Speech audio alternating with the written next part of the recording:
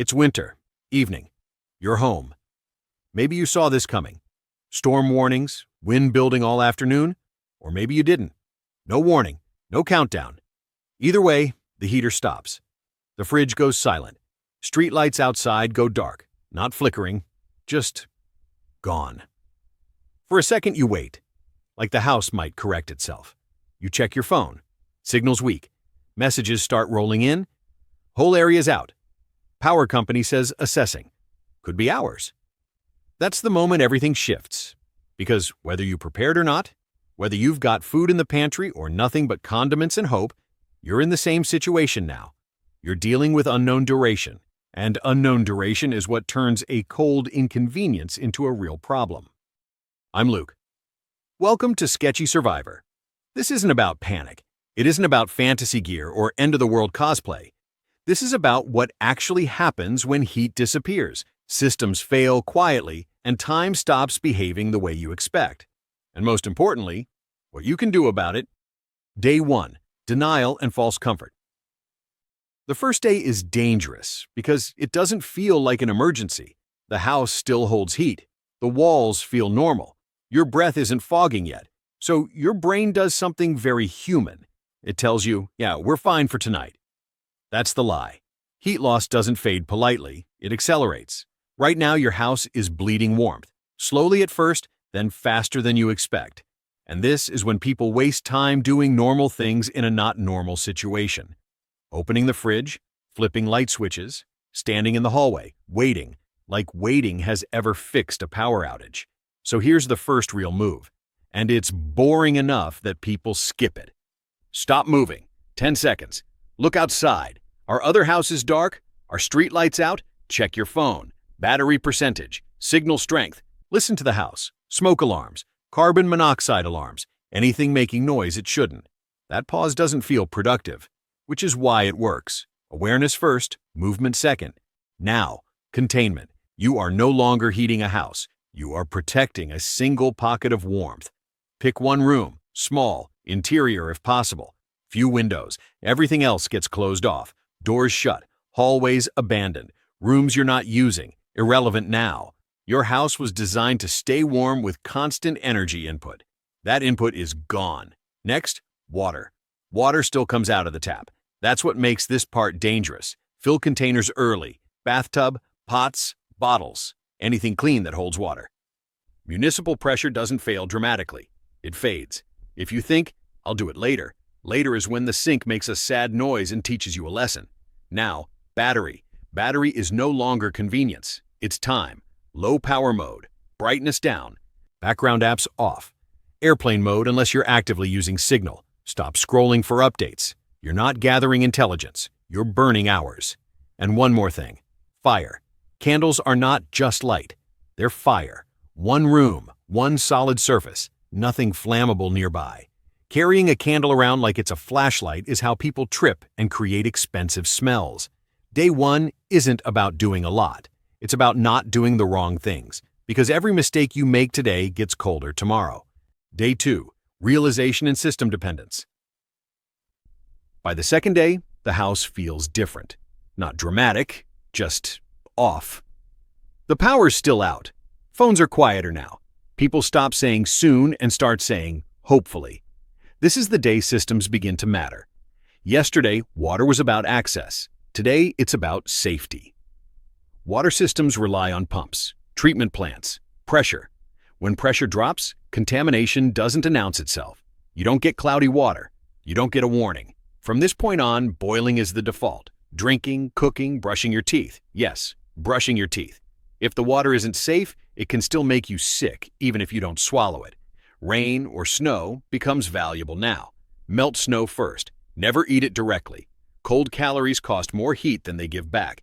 Catch what you can.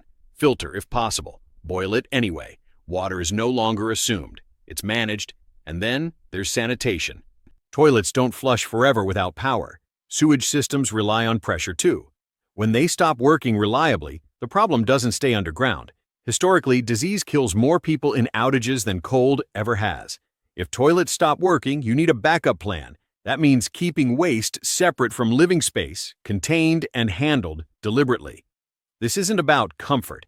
It's about preventing illness, which ends outages for people faster than cold ever does. Cleanliness matters now. Not staying spotless, staying functional. Hands matter most. Anything involving food, water, or waste, hands get cleaned. Even small amounts of water, used deliberately, go a long way. Moisture matters too. Wet skin in cold conditions steals heat fast. Change damp clothes early. Dry skin stays warmer. Warm skin stays healthier. Now, heat. This is when people start thinking about creating heat instead of keeping it. That's a mistake. Insulation beats heat generation. Seal the room tighter. Blankets over windows. Towels under doors. Anything soft becomes insulation. Layer clothing. Thin layers trap air. Air traps heat.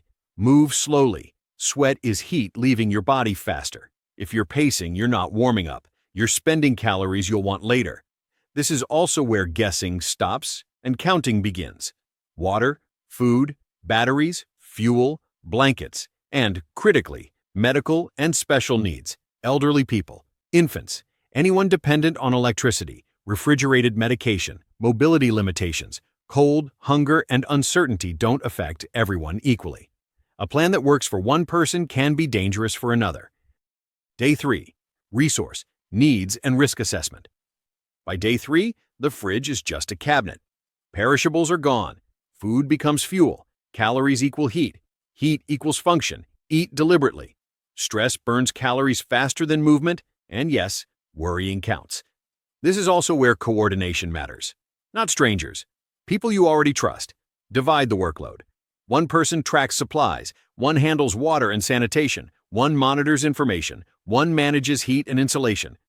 Sleep in shifts if needed. Fatigue destroys judgment long before hunger does.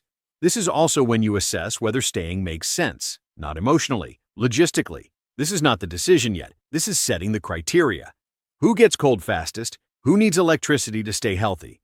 Who struggles most with uncertainty? Now look outward. Temperature trends, road conditions, ice, snow, downed lines, emergency services activity, and, now, the car.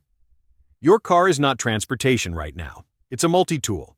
Radio, charging, brief warmth, ventilated, mobility if needed.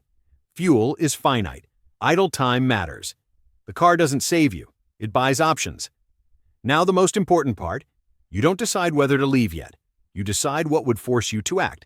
Indoor temperature drops below X. Medical battery hits Y. Water falls below Z. Roads become unsafe. You decide the line now so you don't accidentally cross it later. Day 4. Uncertainty and social friction. Day 4 is where chaos can quietly start. Most neighbors are still decent, but patience thins. People stop waving, they start watching.